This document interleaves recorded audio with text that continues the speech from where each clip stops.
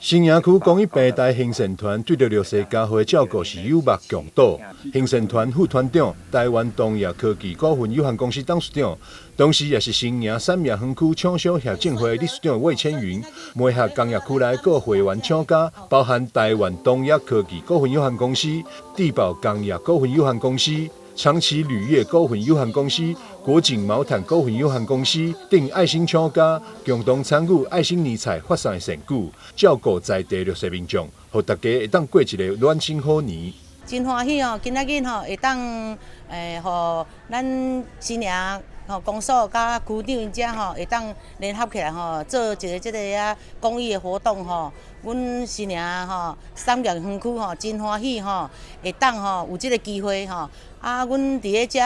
工业区所有的业主嘛真欢喜讲会当好好做所有的公益，互咱新营咸水的地区拢会当过着真安乐、真经济真好的生活。除了园区内爱心厂家，真侪慈善团体也共同加入行善行列，包含台南市私立李三期社会福利慈善基金会、台南市新营慈心爱心会、社团法人台湾泰祖慈善会，也拢主动加入公益平台，为新营区的弱势病院户贡献爱心。咱每一年的岁末送兰，拢声明着咱的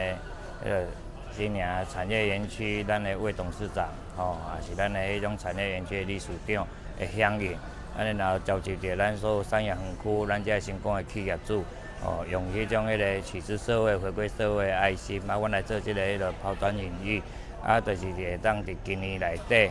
在新的一年要到过年的时阵，声明着咱董事长的迄种爱心，含咱所有企业主的爱心，阮伫咧共同办的这个活动，